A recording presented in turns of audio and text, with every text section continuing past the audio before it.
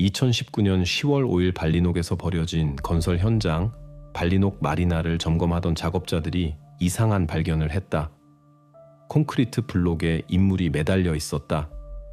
근처 표면에는 열린 메모와 함께 전화기가 놓여 있었다. 메모에는 단 한 줄의 짧은 문장이 있었다. 더 이상 할 수 없습니다. 용서해 주세요. 건설 현장은 오래전부터 비어 있었고 지역 주민들은 10대들이 자주 그곳에 들어간다는 것을 잘 알고 있었다. 현장은 경비 없이 개방되어 있어서 사람들이 방해받지 않고 들어가는 것을 아무도 이상하게 생각하지 않았다. 바로 거기서 나중에 출동한 경찰이 기록한 것을 보았다. 검사는 빠르게 진행되었다. 건설용 케이블로 만든 올가미에 매달린 인물, 근처의 전화기의 메모. 투쟁의 흔적은 없고 현장은 깨끗했다. 언뜻 보기에 모든 것이 명백한 경우로 보였다. 순찰대는 이를 비극적이지만 이해할 수 있는 결과로 보고서에 기록했다. 그러나 바로 이 명확함이 속임수가 되었다. 마지막 말처럼 보였던 메모는 곧 완전히 다른 방향으로 전개될 이야기의 시작에 불과했다. 경찰이 건설 현장에서 본 그림은 명백해 보였다. 그러나 아오이페 주변 사람들과의 첫 대화가 시작되자 모든 것이 훨씬 복잡해 보이기 시작했다. 그녀의 삶에서 너무 많은 것들이 보고서에 정리된 버전과 일치하지 않았다. 세인트 주드 학교의 교사들은 그녀를 모범 학생으로 기억했다. 학교의 스타는 아니었지만 의지할 수 있는 사람이었다. 숙제를 제때 해오고 수업에서 갈등을 일으키지 않았으며 그부들과 자신 있게 지냈다. 기분이 가라앉는 순간들이 있었다면 그것은 일반적인 연령대의 기복처럼 보였고 특별한 것은 없었다. 학부모 모임에서 아오이페의 이름은 거의 언급되지 않았고 언급된다면 긍정적인 의미였다. 이웃들은 그녀를 조용하고 예의 바른 사람으로 묘사했다. 저녁에 친구와 함께 학교에서 걸어서 돌아오는 것을 자주 볼 수 있었다. 때로는 작은 물건, 물 한 병, 초콜릿을 사러 가게에 들렀다. 그녀의 머릿속에 떠나겠다는 계획이 무르익고 있을 수도 있다는 힌트조차 추측할 수 없는 일상이었다. 신문에서 부모들은 같은 말을 반복했다. 그렇다. 평범한 가족 간의 다툼이 있었다. 성적에 대해, 집안일에 대해. 하지만 범위를 벗어나는 것은 없었다. 그들의 말에 따르면 최근 며칠 동안 그녀는 차분하게 행동했고 기분의 변화는 눈에 띄지 않았다. 그녀는 자신의 방에 앉아서 전화기로 메시지를 주고받았고 메시지를 받으면 웃었다. 가족에게는 이것이 익숙해 보였고 너무 익숙해 보였다. 가장 가까운 친구들조차 단 하나의 경고 신호도 기억하지 못했다. 그녀의 가장 친한 친구인 시보는 그들이 함께 코크의 콘서트를 보러 갈 계획을 세우고 쇼핑에 대해 이야기하고 미래에 대해 이야기했다고 말했다. 그녀가 모든 것에 지쳤거나 출구를 찾지 못한다는 대화는 전혀 없었다. 모든 것이 반대였다. 앞에 많은 계획이 있고 인생이 막 가속화되고 있다는 느낌이 있었다. 이렇게 이상한 그림이 형성되었다. 한편으로는 사건 현장, 전화기, 메모. 모든 것이 질문이 필요 없는 완성된 이야기처럼 보였다. 다른 한편으로는 그녀의 전기에서 명백한 계기를 찾을 수 없었다. 공식 보고서는 증거와 일치했지만 그녀의 가족과 주변 사람들이 알고 있던 아오이페의 모습과는 완전히 상반되었다. 이 모순이 경찰 버전의 첫 번째 균열이 되었다. 빠르게 끝났어야 할 사건이 갑자기 새로운 깊이를 얻었다. 바로 이런 배경에서 수사의 방향을 완전히 뒤바꿀 증언이 나타났다. 이 평온함의 외양을 처음 깨뜨린 사람은 시본이었다. 아오이페의 가장 친한 친구가 사건 이틀 후 서에 나타났다. 그녀는 혼자 오지 않았다. 손에 전화기를 들고 더 이상 억누를 수 없는 눈물을 흘리며 왔다. 바로 그녀의 말이 처음으로 경찰로 하여금 자발적 죽음에 대한 편리한 버전을 의심하게 만들었다. 신문 기록에는 그녀가 거의 소리를 지르며 한 말이 보존되어 있다. 그것은 최종 퀘스트였어요. 그녀의 말에 따르면 메모에서 어떤 기록도 맨 끝까지 존재하지 않았다. 그녀는 아오이페가 황혼이라는 게임에 참여했던 암호화된 메신저에서의 대화를 보여주었다. 거기서 모르푸스라는 닉네임의 익명이 과제를 내주었다. 모든 것이 다음 레벨로 올라가기 위해 점점 더 위험한 임무를 수행해야 하는 일종의 경쟁처럼 보였다. 처음에는 모든 것이 무해해 보였다. 펍 벽에 그래피티를 그리기, 상점에서 잔돈을 훔치기. 그러나 점진적으로 임무는 더 가혹해졌다. 기차 앞에서 철로에 누워있기, 규칙에 써있듯이 어둠을 내보내기 위해 피부에 상처를 내기. 아오이페는 예외 없이 모든 것을 수행했다. 시본이 설명했다. 그녀는 최고의 참가자 중 하나로 여겨졌고 다른 사람들이 그녀를 존경했으며 모르푸스가 공개적으로 그녀를 칭찬했다. 바로 이것이 이야기를 위험하게 만들었다. 신문에서 친구는 경찰관들에게 채팅의 스크린샷을 전달했다. 거기서는 지시뿐만 아니라 레벨 시스템도 볼 수 있었다. 10번째 레벨은 승천이라고 불렸다. 시본의 말에 따르면 바로 이것이 아오이페에게 마지막 단계가 되었다. 그녀의 말에는 의심이 없었다. 그녀는 죽음이 그녀 자신의 의지가 아니라 최종 임무의 수행으로 일어났다고 확신했다. 이 증언 후 사건은 즉시 상태가 바뀌었다. 이제 한 사람의 비극적 결정에 대한 것이 아니라 그림자에서 누군가가 타인의 행동을 조종하는 전체 계획에 대한 것이었다. 이 순간부터 수사는 공식적으로 형사사건 범주로 넘어갔고 부서의 주요 사건이 되었다. 경찰이 황혼에 대한 정보를 얻게 되자 일반적인 방법으로는 이 사건을 해결할 수 없다는 것이 명확해졌다. 수사관들 앞에는 완전히 새로운 과제가 있었다. 모르푸스라는 닉네임 뒤에 숨어있는 현실에 존재하지 않는 관리자를 찾는 것이었다. 최대 위반이 펍에서의 싸움이나 자전거 도난인 마을에서 이런 이야기는 다른 세계의 일처럼 들렸다. 그러나 바로 이 순간부터 수사가 새로운 수준으로 올라갔다. 첫 번째 단계는 신문이었다. 서에서는 아오이페의 그부들, 학교 친구들, 적어도 한 번은 그녀와 대화해서 소통했던 사람들을 불러들였다. 대부분이 게임 참여를 부인했다. 그러나 경찰은 이미 시본이 보여준 스크린샷을 가지고 있었고 도시에 수십 명의 참가자가 있다는 것을 알고 있었다. 많은 사람들이 침묵하려 했고 임무를 수행했다는 것을 인정하기를 두려워했다. 그들의 침묵만이 이야기가 훨씬 더 큰 규모를 가지고 있다는 것을 확인해 주었다. 동시에 사이버 범죄 전문가들이 대화를 분석하기 시작했다. 모르푸스는 조심스럽게 행동했다. 익명 프록시, VPN, 암호화된 메시지. 모든 것이 그가 경험이 있고 미리 준비되어 있다는 것을 나타냈다. 네트워크의 흔적은 의도적으로 지워진 것처럼 끊어졌다. 그러나 경찰은 이해했다. 만약 사람이 현실 세계에서 자신을 드러냈다면 그는 반드시 지울 수 없는 곳에 흔적을 남겼을 것이다. 바로 그래서 주의가 건설 현장 자체로 돌아갔다. 현장의 재검사가 결과를 가져왔다. 아오이페 전화기 근처 콘크리트판에서 범죄학자들이 커피컵의 희미한 흔적을 발견했다. 모양과 특징적인 얼룩으로 판단하면 이것은 학교에서 불과 몇 분 거리에 있는 지역 커피숍 데일리 그라인드의 그릇이었다. 컵은 언뜻 보기에 사건과 관련이 없었다. 그러나 마치 누군가가 그 순간 근처에 있어서 지켜보고 있었던 것처럼 모든 것이 보였다. 이 발견은 새로운 방향을 열었다. 전화기의 메모는 더 이상 유일한 단서로 보이지 않았다. 이제 경찰은 두 가지 방향을 가지게 되었다. 모르푸스의 디지털 위장을 뚫으려는 시도와 동시에 같은 저녁에 건설 현장에 있을 수 있었던 사람을 알아내는 것. 이 순간부터 수사는 추측의 문제가 아니게 되었다. 그것은 구체적인 목표를 얻었다. 그림자에서 게임을 조종한 사람을 찾아내는 것. 리암이 경찰이 진지하게 주목한 첫 번째 이름이 되었다. 작은 마을에서 모든 사람들은 그가 아오이페와 가까웠다가 나중에 그들의 관계가 좋지 않은 방식으로 끝났다는 것을 알고 있었다.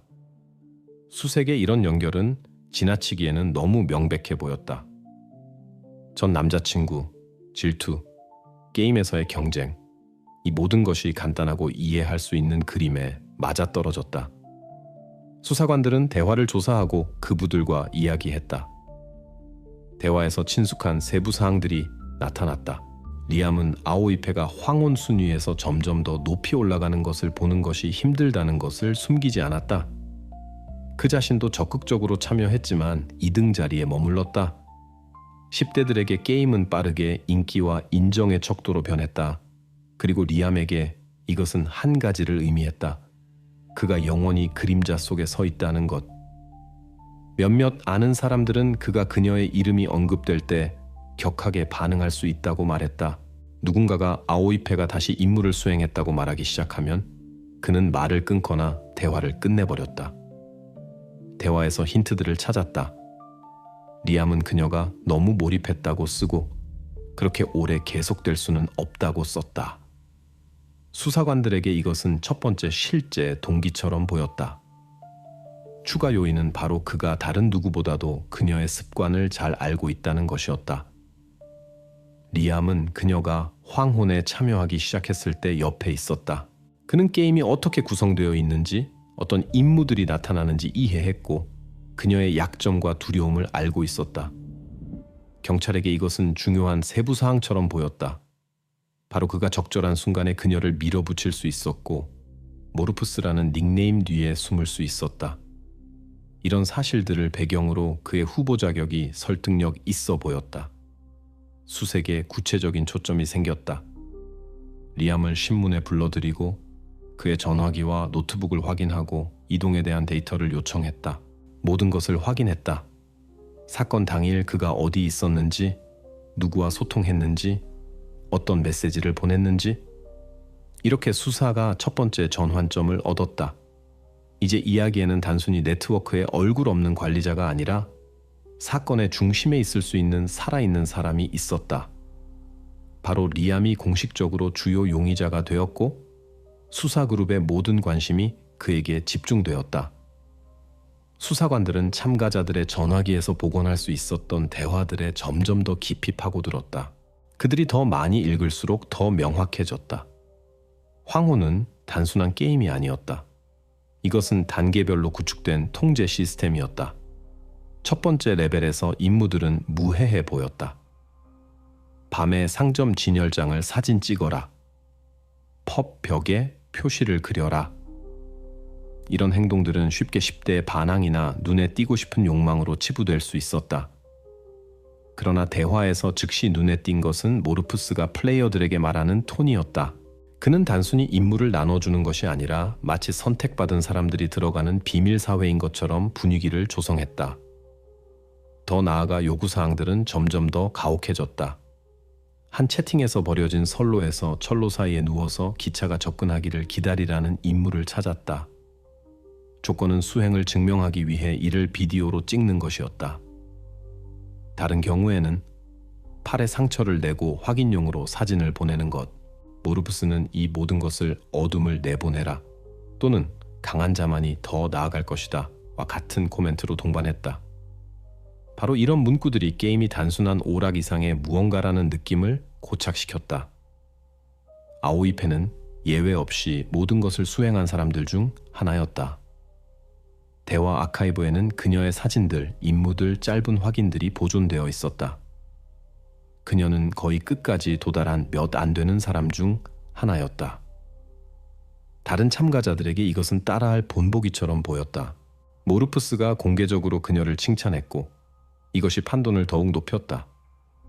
경찰에게 명백해진 것은 이것은 단순히 위험한 인터넷 놀이에 대한 것이 아니었다.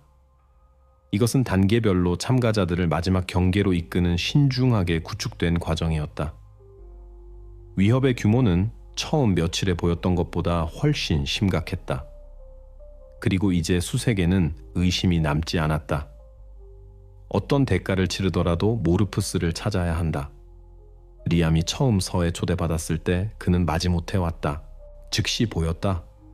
그는 긴장하고 화가 나 있으며 숨길 것이 없다는 것을 보여주려고 노력하고 있었다.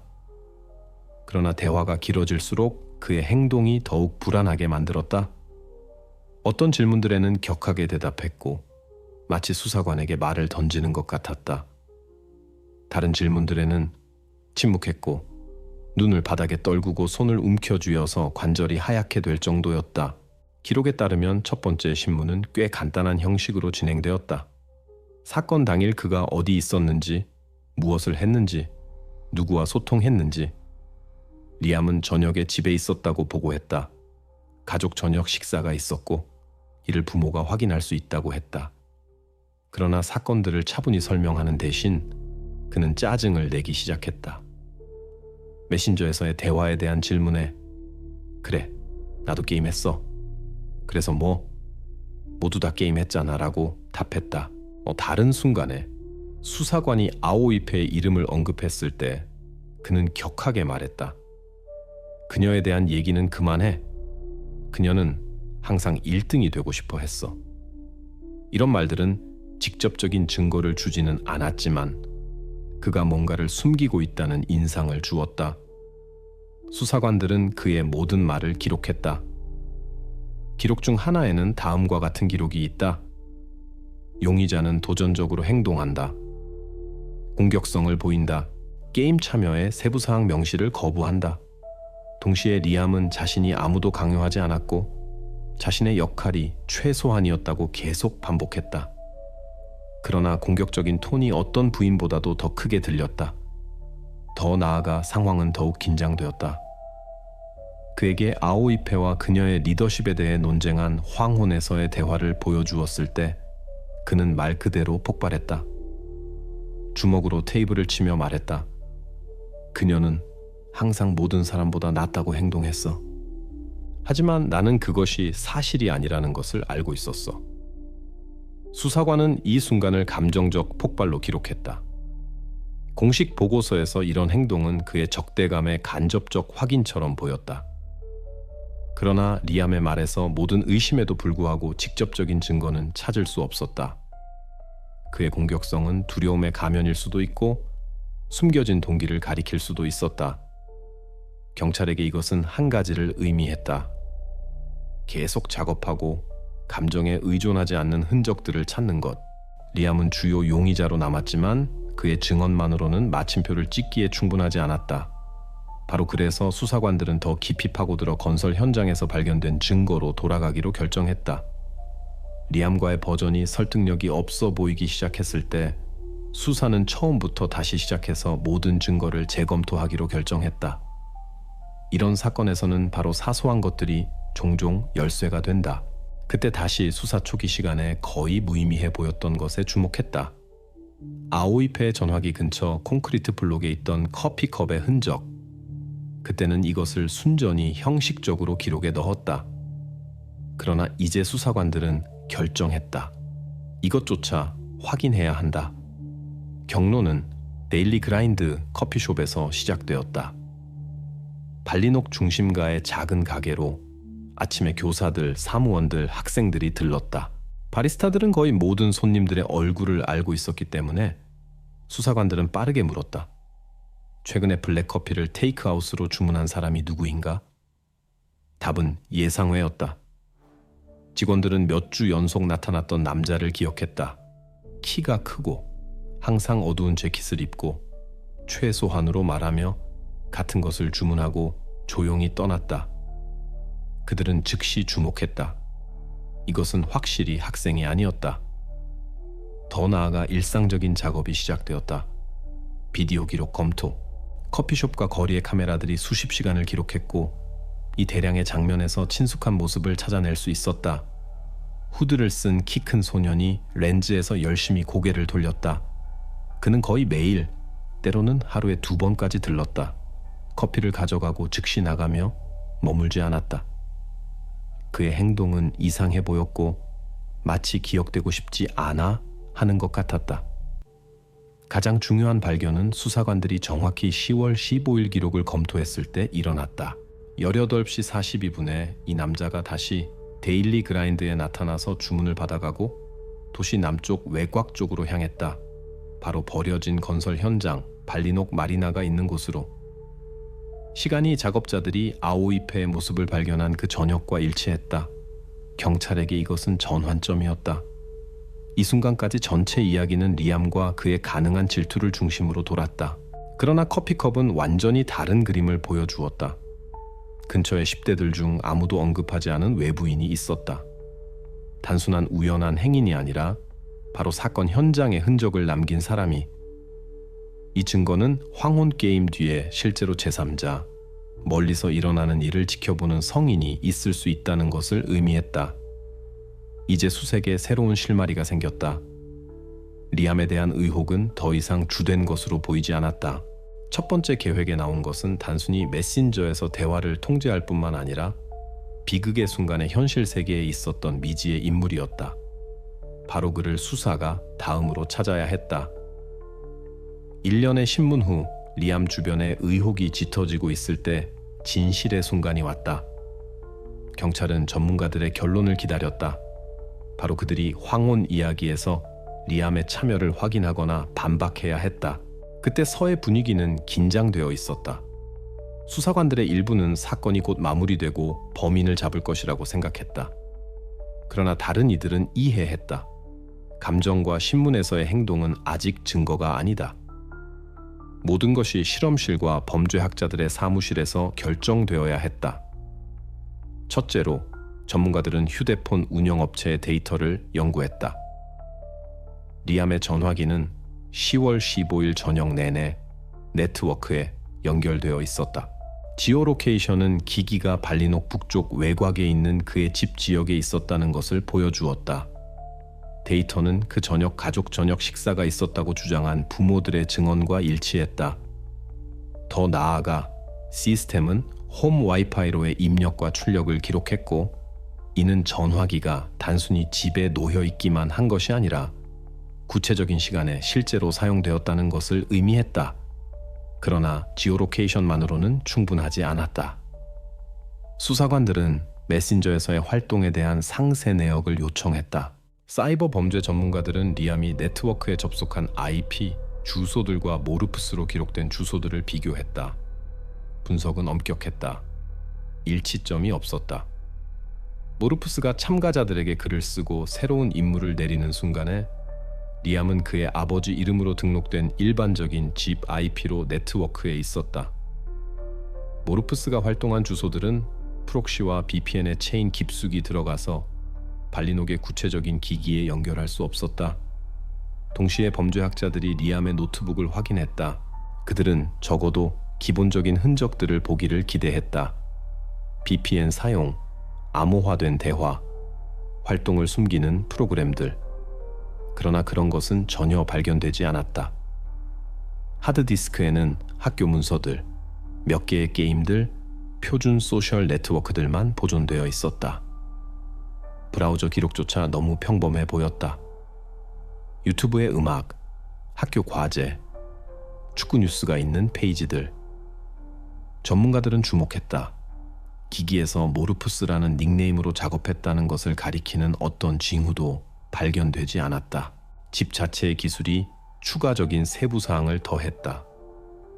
건설 회사에서 일하는 리암의 아버지가 입구에 간단한 비디오 감시 카메라를 설치했다. 그것은 문 앞에서 일어나는 모든 일을 자동으로 녹화했다. 기록이 보존되었다. 그것에는 10월 50일 저녁 리암이 여러 번 마당으로 나가서 집으로 다시 돌아오는 것이 명확히 보였다. 이런 움직임의 시간은 그의 전화기 활동 표시와 일치했다. 즉, 그는 3개의 독립적인 출처로 뒷받침되는 철저한 알리바이를 가지고 있었다. 부모들의 말, 휴대폰 운영업체의 데이터, 그리고 비디오 녹화. 전문가들의 보고서에서 결론은 최대한 명확하게 들렸다. 리암은 비극의 날 건설 현장에 있지 않았다. 그는 모르프스일 수 없었고 최종 사건들에 참여하지 않았다. 그의 격한 말과 신문에서의 공격적인 행동은 감정적 상태로 설명되었지만 행동으로는 확인되지 않았다. 본질적으로 그에 대한 모든 증거가 흩어졌다. 경찰에게 이것은 차가운 샤워였다. 편리하고 논리적으로 보였던 첫 번째 버전이 거짓 단서로 판명되었다. 주요 용의자가 관련자 명단에서 제외되었다. 그리고 이것은 수사가 다시 출발점으로 돌아갔다는 것을 의미했다. 그러나 이제 그들에게는 새로운 단서가 있었다. 커피컵과 그 저녁 건설 현장에 분명히 있었던 미지의 인물. 바로 그가 수사의 새로운 목표가 되었다. 전문가 조사가 최종적으로 리암에 대한 의혹을 해제했을 때 수사는 불안정한 상태에 놓였다. 한편으로는 분명했다. 황혼 이야기 뒤에는 훨씬 경험 있고 조심스러운 사람이 있었다. 다른 한편으로는 구체적인 증거가 부족했다. 수사관들은 모르프스가 능숙하게 행동했다는 것을 보았다. VPN, 프록시 체인, 암호화를 사용했다. 마치 그가 미리 경찰의 모든 약점을 알고 있었고 단 하나의 실수도 남기지 않도록 자신의 행동을 구축한 것 같았다. 그러나 바로 그런 사람들이 대부분 단 하나의 사소한 것으로 자신을 망친다. 사이버 범죄 부서에서 일상적인 작업이 시작되었다. 전문가들은 참가자들의 전화기에서 복원할 수 있었던 수천 개의 메시지를 다운로드했다. 채팅 하나하나를 수동으로 검토하며 모든 사진, 모든 링크를 확인했다. 자동 필터는 아무것도 찾지 못했다. 흔적들이 완벽하게 위장되어 있었다. 그때 직원들은 오래된 방법으로 갔다. 한 줄씩 수동으로 로그와 아카이브를 확인하며 적어도 하나의 부정확함을 잡아내기를 바랐다. 작업은 며칠 동안 계속되었다. 모르프스의 수백 개의 똑같은 문구들, 찍어라, 확인해라, 어둠을 내보내라, 사이에 때로는 예시 역할을 하는 그림들이 나타났다. 바로 그런 이미지 중 하나에서 전문가들이 매달렸다. 이것은 반년 전에 보내진 그래피티의 사진이었다. 파일 자체는 메타데이터가 지워져 있었다. 카메라, 촬영 장소나 시간에 대한 데이터가 없었다. 여기서도 잡을 것이 없는 것처럼 보였다. 그러나 주에 깊게 살펴보면 배경에서 세부 사항을 발견했다. 물고기 모양의 작은 풍향계. 처음에는 이것이 우연처럼 보였다. 그러나 발리녹에서 자란 형사 중 하나가 즉시 이 물건을 알아봤다. 그런 풍향계는 도시에서 단 한 곳에만 있었다. 강변거리의 오래된 2층 건물에서 아들과 함께 살고 있는 과부가 살고 있는 곳. 지붕 위의 물고기는 일종의 지역 명물이었고 수십 명의 사람들이 지나갔지만 거의 주의를 기울이지 않았다. 어릴 때부터 도시를 알고 있는 사람에게 이 세부 사항은 즉각적인 식별 표시였다. 이 발견이 모든 것을 뒤바꿨다. 처음으로 경찰에게 추상적인 가정이 아니라 지도상의 구체적인 지점이 나타났다. 모르프스가 언젠가 채팅으로 보낸 사진이 실제 장소를 가리켰고 아마도 닉네임 뒤에 숨어있던 사람을 가리켰을 것이다. 이제 수사가 가상 공간에서 모든 단계와 모든 거리를 확인할 수 있는 실제 도시로 돌아왔다. 강변거리의 집은 즉시 수사관들에게 핵심 지점이 되었다. 눈에 띄지 않고 오래되고 벗겨진 회반죽과 녹슨 문이 있는 그 집은 거리의 다른 건물들 사이에서 아무것도 돋보이지 않았다. 그러나 바로 그 집의 지붕을 모르프스가 채팅으로 보낸 사진에 나온 바로 그 물고기 모양의 풍향계가 장식하고 있었다. 형사들은 이해했다. 가상의 그림자가 처음으로 실제 주소와 연결되었다. 이 집에는 미시즈 라일리가 살고 있었다. 남편을 오래전에 잃고 조용하고 폐쇄적인 삶을 살고 있는 과부. 이웃들은 그녀를 거의 집에서 나오지 않는 여자로 알고 있었다. 상점에도 거의 가지 않았고 더 자주 이웃들이나 아는 사람들이 그녀에게 식료품을 가져다 주었다. 그러나 훨씬 더 많은 질문을 불러일으킨 것은 그녀의 아들, 코맥, 라일리였다. 그를 도시에서 거의 아무도 모르고 있었다. 심지어 학교에서 그와 함께 공부했던 사람들도 그를 희미하게 기억했다. 그는 결코 관심의 중심에 있지 않았고 학교 행사에 참여하지 않았으며 체육 경기에 나타나지 않았고 모임을 만들지도 않았다. 경찰은 그의 전기를 수집하기 시작했다. 코맥은 발리녹에서 태어나고 자랐으며 세인트 주드에서 공부했지만 많은 그부들과 달리 대학에 들어갈 수 없었다. 코크의 컴퓨터 과학과에 입학하려는 시도는 실패했다. 그 후 그는 어머니와 함께 고향 집에 남았다. 원격으로 일했다. 작은 IT 회사의 기술 지원, 간단한 업무, 전화로 도움 주기, 원격 접속 설정하기, 이메일에 답장하기. 공식적으로 그는 적게 벌었고 경력상 성공은 없었다. 대신 그의 모든 삶이 점차 인터넷으로 들어갔다. 이웃들은 기억했다. 그가 이른 아침에 자전거를 타고 해안으로 가거나 늦은 저녁에 다시 돌아오는 것을 볼 수 있었다. 그러나 낮에는 거의 항상 집에 앉아 있었다. 2층에 있는 그의 방의 불은 깊은 밤까지 켜져 있었다. 아무도 그가 그 시간에 무엇을 하고 있는지 몰랐다. 형사들이 그의 과거를 더 깊이 조사했다. 학교 기록 보관소에서 코맥은 평범한 학생으로 기록되어 있었다. 나쁜 쪽으로도 좋은 쪽으로도 눈에 띄지 않았다. 그러나 몇몇 교사들은 그를 매우 폐쇄적이고 거의 병적으로 수줍어하는 사람으로 기억했다. 한 교육자는 고학년 때 그가 컴퓨터 게임을 통해 아이들과 친해지려고 했지만 조롱에 부딪혔던 경우를 언급했다. 그 후 그는 다른 사람들로부터 더욱 멀어졌다.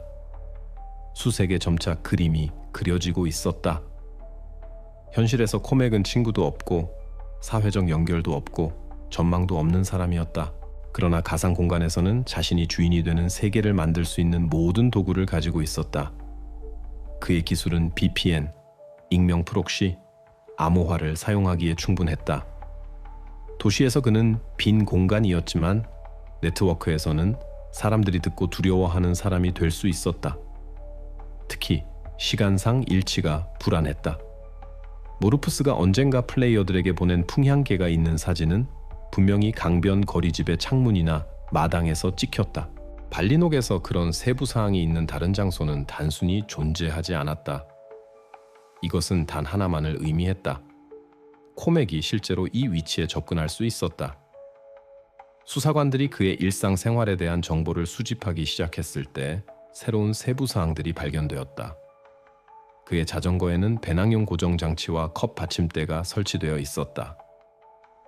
이웃들은 그가 데일리 그라인드 외 일회용 컵을 자주 들고 다니는 것을 기억했다.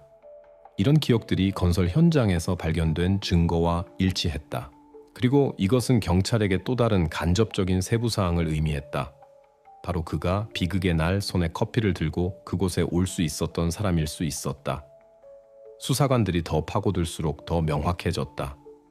모르브스는 10대가 아니고 복수심에 불타는 전 남자친구도 아니었다. 이것은 사회적으로 눈에 띄지 않지만 모니터 화면 뒤에 수년간 숨어 있을 만큼 충분히 영리하고 폐쇄적인 성인 남자였다. 인물이 이름과 주소를 얻었다. 이제 모르프스는 네트워크의 추상적인 전설이 아니었다. 경찰에게는 구체적인 사람이 있었다. 코맥 라일리. 그리고 다음 단계는 영장을 받아서 그의 집 안을 들여다보고 추측이 현실과 일치하는지 확인하는 것이어야 했다. 영장을 받고 수사관들은 이른 아침에 강변거리에 왔다. 집은 평소와 같아 보였다. 어두운 커튼, 벗겨진 벽, 정적. 그러나 안은 달랐다. 문을 연 나이든 여자 뒤에 즉시 그가 나타났다. 코맥 라일리. 창백하고 수염을 깎지 않고 낡은 티셔츠를 입고 경찰의 방문에 놀라지도 않은 것 같았다. 직접 바라봤지만 눈이 피로함과 경계심을 드러냈다. 수색이 빠르게 시작되었다. 2층의 방이 즉시 관심을 끌었다. 2개의 모니터가 있는 컴퓨터, 전선들, 라우터들, 디스크와 플래시, 드라이브 더미. 테이블 위에 데일리 그라인드의 빈 컵들. 1개, 2개가 아니라 수십 개. 봉지에 포장되어 있던 그것들이 첫 번째 심각한 증거가 되었다. 직원들은 주목했다. 바로 그런 컵들을 범죄학자들이 건설 현장에서 봤다. 코맥은 첫 몇 분 동안 차분하게 지냈다. 방문 이유를 설명받았을 때 그는 어깨만 으쓱했다. 황혼에 대한 직접적인 질문에 전혀 뭘 말하는지 모르겠어요 라고 답했다. 그러나 수사관이 채팅에서 나온 풍향계의 사진을 보여주자 그의 얼굴이 순간 흔들렸다. 그는 빠르게 눈을 떨구고 반복했다. 그건 내 것이 아니에요. 당신들이 틀렸어요. 서에서 신문이 강하게 시작되었다. 그 앞 테이블에는 컵들의 사진, 대화 스크린샷, 그의 집 사진이 놓여 있었다. 모르프스에 대한 이야기가 나올 때마다 그는 단호하게 부인했다. 그건 내가 아니에요. 아무도 강요하지 않았어요. 그런 메시지들을 쓰지 않았어요. 그의 목소리가 더 날카로워졌고 더 빠르게 말하기 시작했으며 때로는 더듬었다. 그러나 부인만으로는 거의 아무것도 바뀌지 않았다. 경찰에게는 이미 직접적인 일치점들이 있었다. 장소, 세부사항, 건설 현장의 증거와 그의 방에 있는 수십 개의 같은 컵들. 코맥이 우연한 사람의 역할을 계속 연기했을지라도 사실들은 점점 더 그를 그 전역과 연결시켰다. 수색의 이것은 결정적인 전환점이었다. 가상의 관리자가 마침내 실제 얼굴을 얻었다. 공식적인 인정은 없었지만 그의 집에서 발견된 증거가 그를 황혼 이야기와 단단히 연결시켰다. 이제 수사의 과제는 디지털 증거를 수집하고 코맥이 단순히 목격자가 아니라 아오이패를 결승전으로 이끈 게임을 조종했다는 것을 보여주는 것이었다. 코맥의 신문은 몇 시간 동안 계속되었다. 그는 버티면서 어떤 아오이패도 모른다고 말하고 게임 참여를 부인하며 완전한 무관심을 보이려고 했다. 그의 문장들은 짧았다. 내가 아니에요. 아무것도 몰라요. 그건 실수예요. 그러나 수사관들은 인내심을 가지고 방어벽이 깨질 순간을 기다렸다. 그들은 거의 기동의 여지를 남기지 않을 증거를 가지고 있다는 것을 알고 있었다. 절정은 그 앞에 인쇄된 사진을 놓았을 때 왔다. 평범한 그래피티, 회색 벽에 검은 글자들. 언뜻 보면 특별한 것이 없다. 그러나 프레임 상단 모서리에 집 지붕과 바로 그 물고기 모양의 풍향계가 보였다. 수사관이 천천히 이것으로 이끌었다. 먼저 바로 이 파일이 모르프스가 임무의 예시로 채팅으로 보냈다는 것을 상기시켰다. 그 다음 물었다. 당신은 여기서 그림만 본다고 확신하나요? 코맥은 답하지 않고 어깨만 으쓱했다. 그때 수사관이 두 번째 종이를 펼쳤다. 같은 풍향계가 밖에서 보이는 그의 집의 거리 사진. 각도가 완벽하게 일치했다.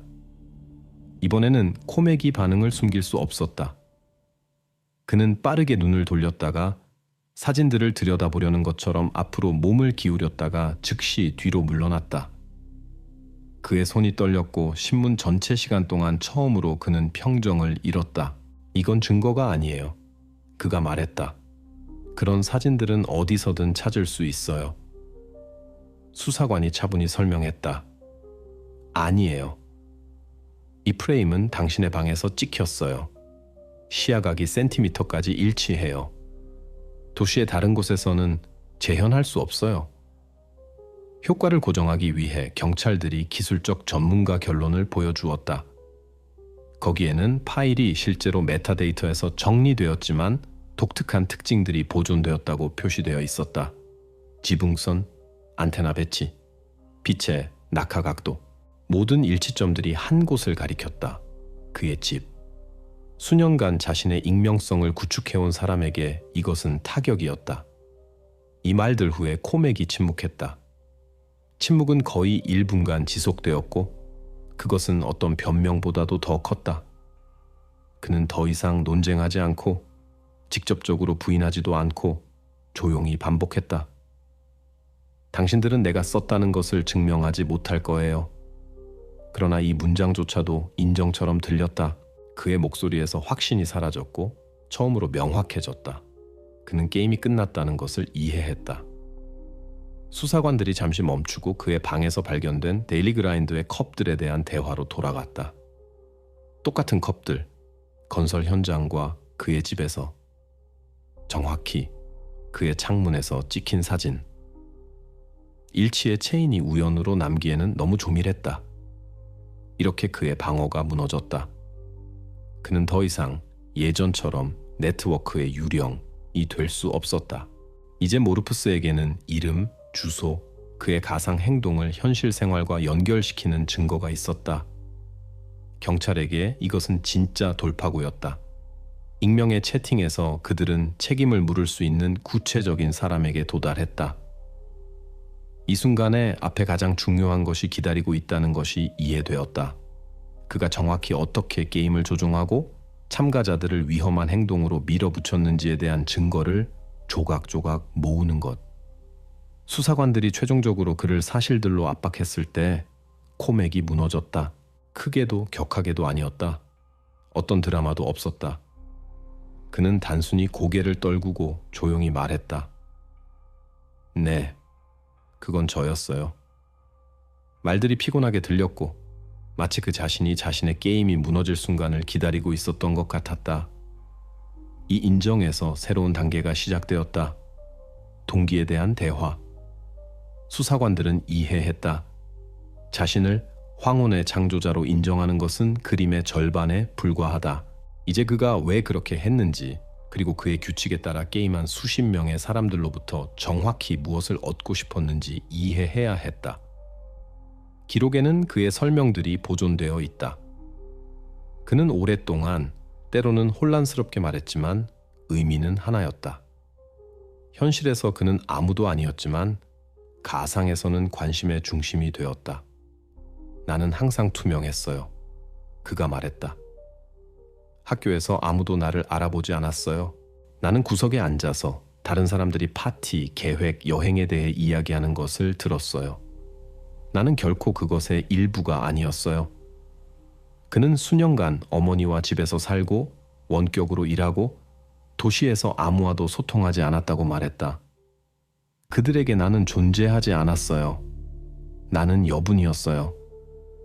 바로 이 공허함 속으로 그의 말에 따르면 게임에 대한 아이디어가 왔다. 그는 간단한 임무들로 시작했다. 표시 그리기, 밤에 어떤 장소에서 자신을 사진 찍기. 내가 생각한 것을 그들이 수행하는 것을 보는 것이 좋았어요. 이것은 내가 그들을 조종한다는 확인이었어요. 그는 점차 10대들이 모르푸스의 승인을 위해 모든 것을 한다는 것에서 즐거움을 느끼기 시작했다고 인정했다. 신문에서 그는 처음으로 진짜 권력을 느낀 순간을 묘사했다. 한 소년이 임무를 수행하고 싶지 않다고 말했어요. 나는 그에게 그가 약자이고 더 이상 나아갈 수 없다고 썼어요. 그리고 다음 날 그가 수행한 사진을 보냈어요. 나는 말로 그들을 압박할 수 있고 그들이 순종할 것이라는 것을 이해했어요. 점차 임무들이 점점 더 가혹해졌다. 그는 경계를 시험하고 싶었다고 주장했다. 그것은 실험 같았어요. 얼마나 멀리 갈 수 있을까? 어디서 그들이 멈출까? 그러나 동시에 그는 인정했다. 아오이페는 특별했다. 그녀는 주저없이 빠르고 확신 있게 모든 것을 수행했다.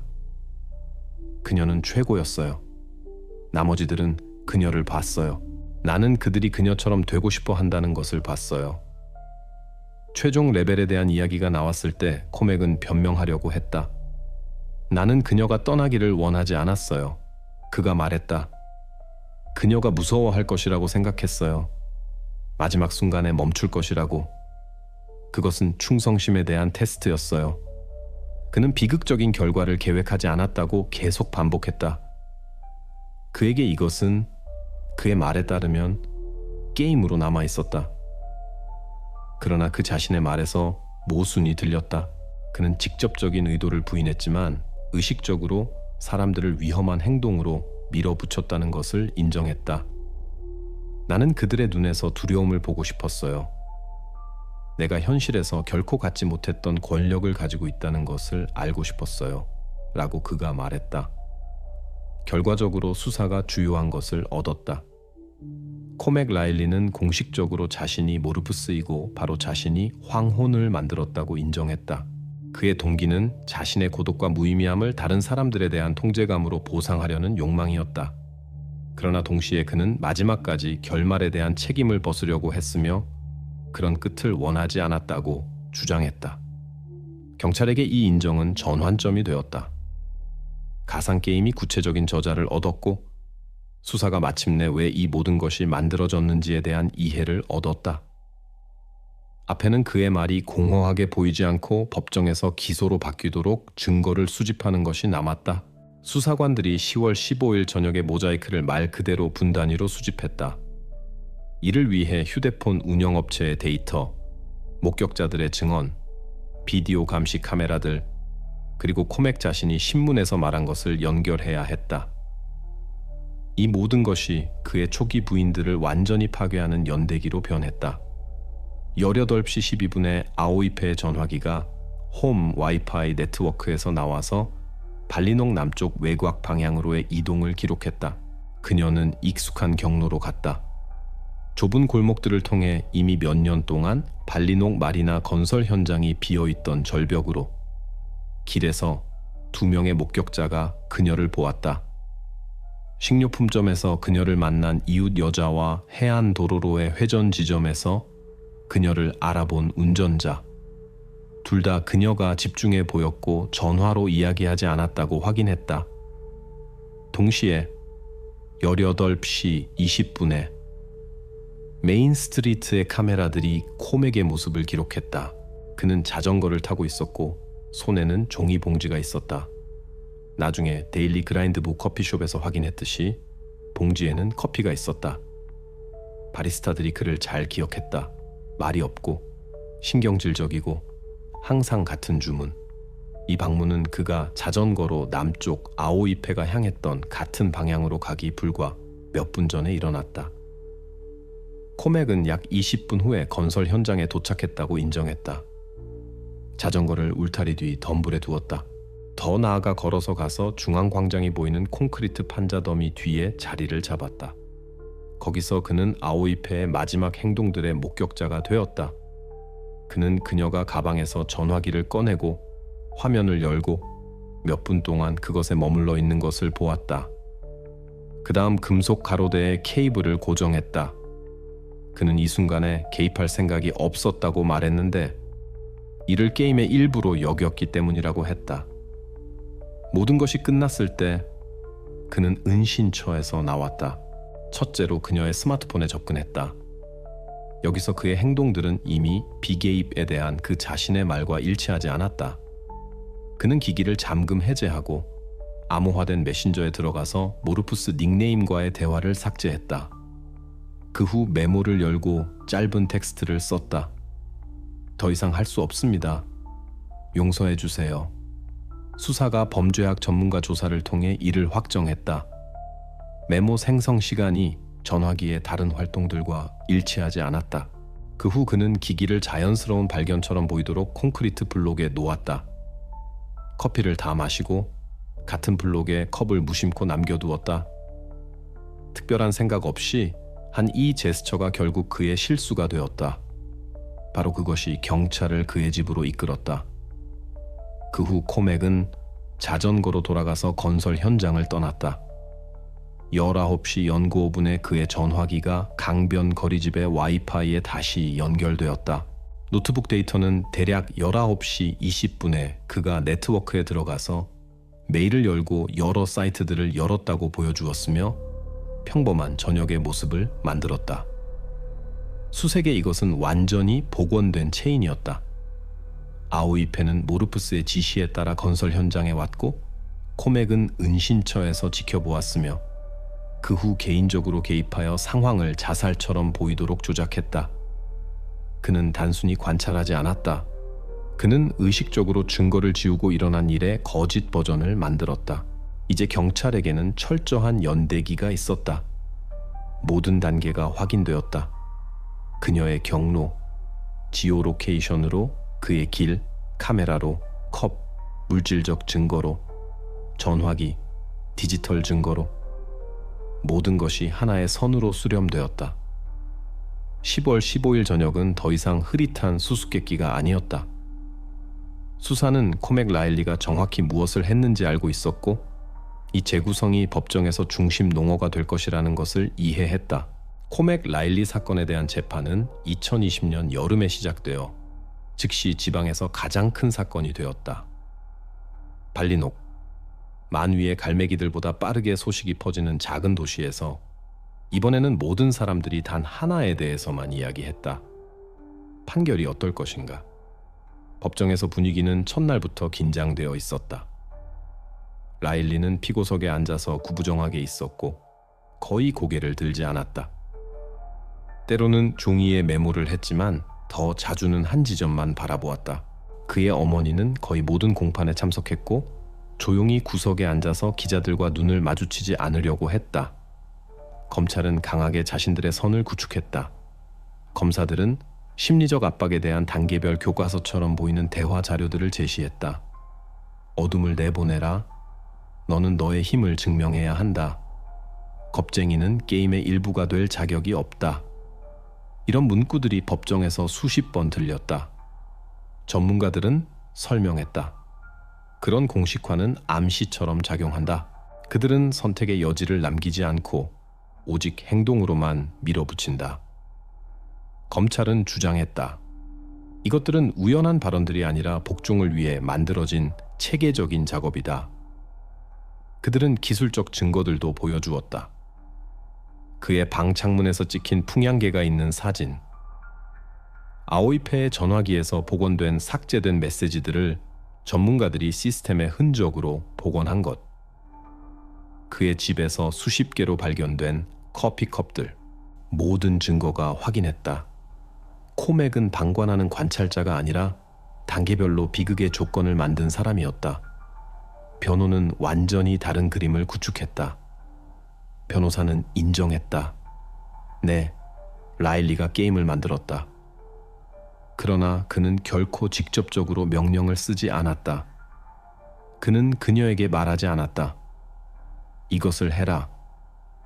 그는 분위기를 만들었고 분위기는 명령이 아니다. 라고 변호사가 말했다. 변호 측 버전에 따르면 코맥은 자신을 중요하다고 느끼고 싶었지만 그의 말들이 비극적 결말로 이어질 것이라고 기대하지 않았다. 그는 경계를 확인하고 싶었다. 반응을 보고 싶었다. 그러나 비극을 계획하지는 않았다. 법정은 심리학자들의 말도 들었다. 그들은 확인했다. 게임은 시스템으로 구축되었다. 그것은 참가자들에게 소속감을 주면서 동시에 그들의 저항을 깨뜨렸다. 승인을 찾고 있던 10대에게 임무를 거부하는 것은 사실상 불가능했다. 한 전문가가 말했다. 이것은 조작의 전형적인 예시다. 여기서는 직접적인 명령들이 필요하지 않다. 사람이 기대하는 것을 하도록 올바르게 구축된 환경만으로 충분하다. 10월 15일 사건들의 재구성에 특별한 주의가 기울여졌다. 법정에 상세한 보고서가 제시되었다. 전화기 데이터에 따른 아오이페의 경로, 카메라에 기록된 라일리의 움직임, 건설 현장에서 그의 존재와 이후 행동들, 이것이 핵심 순간이 되었다. 코맥은 그림자에서 조종했을 뿐만 아니라 개인적으로 일어난 일의 그림을 조작하여 대화를 삭제하고 전화기 메모에 기록을 남겼다. 피고인 발언 시간이 왔을 때 그는 다시 직접적인 의도를 부인했다. 나는 그녀의 죽음을 원하지 않았어요. 그가 말했다. 그녀가 무서워할 것이라고 생각했어요. 멈출 것이라고. 그러나 말들이 증거 배경에서 약하게 들렸다.